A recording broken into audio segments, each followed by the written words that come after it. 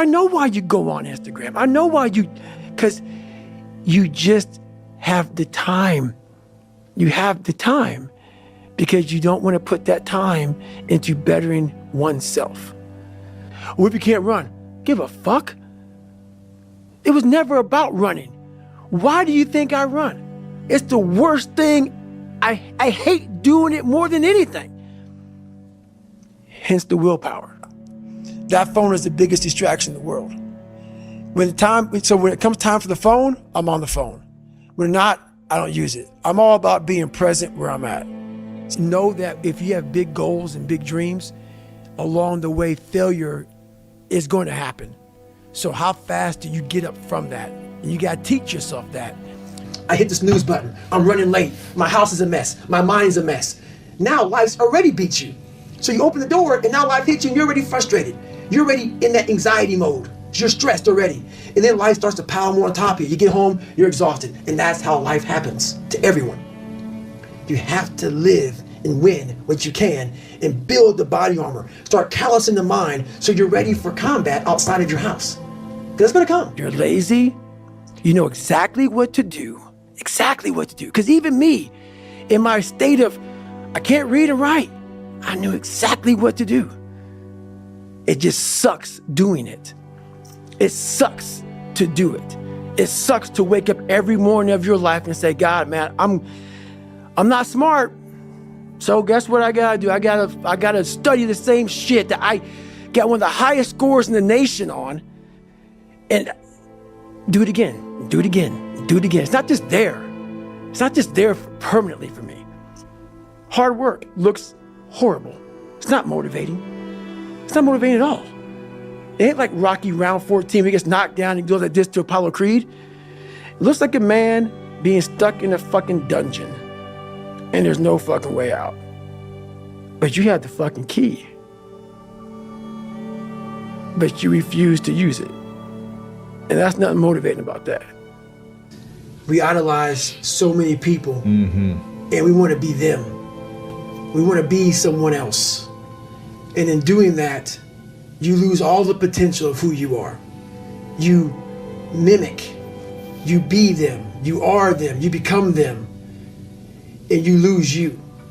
There's no successful person in the world who's in a good headspace that's going to ever attack anyone in that kind of manner. There's always going to be something wrong with them. So you got to always dive a little deeper before you get your feelings hurt, before you get your feelings hurt by that bully at school or that boss at work. Take time. You have to explore, examine the insides of yourself. And what do you really want out of life? Your friend and a lot of people out here just don't fucking want it. So guess what? Have fun with your life. You never examine this. Happiness, peace, enlightenment, it's all up here, man. It's all up here.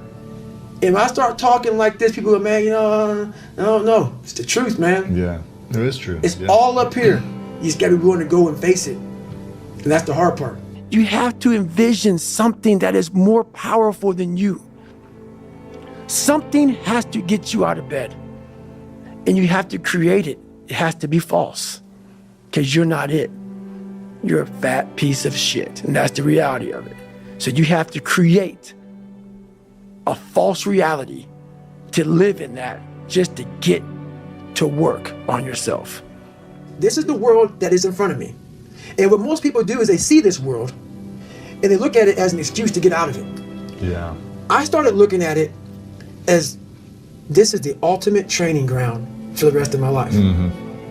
I have all these valuable lessons because if you look out in the world right now today, it's not a nice place. But I'm very prepared for it. Yeah, you are. I'm prepared for it. I'm prepared for all the failure coming my way. I'm prepared for everything my way. Whatever gets you motivated, it's got to be here at the tip of your brain at all times. Because in those dark moments, you gotta pull it out. So that's the big thing for me, man. I was always fired up at all times. I've trained 99% of my life alone. No one pat me on the back. I did all of the work alone. And while I'm still hard on myself, I know what I did. They want to put you in a box. They want to put a title on you. No, you're putting a title on me to make yourself feel better about yourself. If you read this book of mine and you see where I came from, this person was not built. This person was not made by God. This person was built. I made this person. I want to give people the confidence to walk in a room of 1 million people and none of them like you, and you just like say, fuck you, I'm good. And walk out with you by yourself. For me, there was no passion, no drive, no nothing. But I had this fire that I'm going to be somebody. And it has to be there because on all those bad days and all those days you don't want to do shit, you have to be your own motivator, your own coach, your own trainer, your own everything.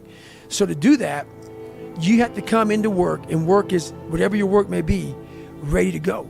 You must have time to reflect. Yeah. I was just going. I finished a race of life and I wouldn't even receive my medal. I go on. You're like, on to the next. I get in the car and I go. You're always a victim, even if you have everything in life, until you realize what you've achieved. But it's important that whatever's on your mind, you let that person know. Therefore, you're giving them the option to be with you or not. This is who I am. If you don't like it, that's good, man. I got it. But this is David Goggins. So there's that honest conversation is very important, man. So everybody knows where they stand.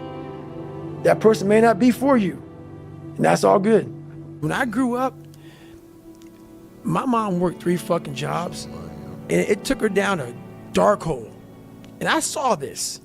That helped me grow up to say, all I want to do is retire my mother when I get older. That's all I want to fucking do. And thank God I did that.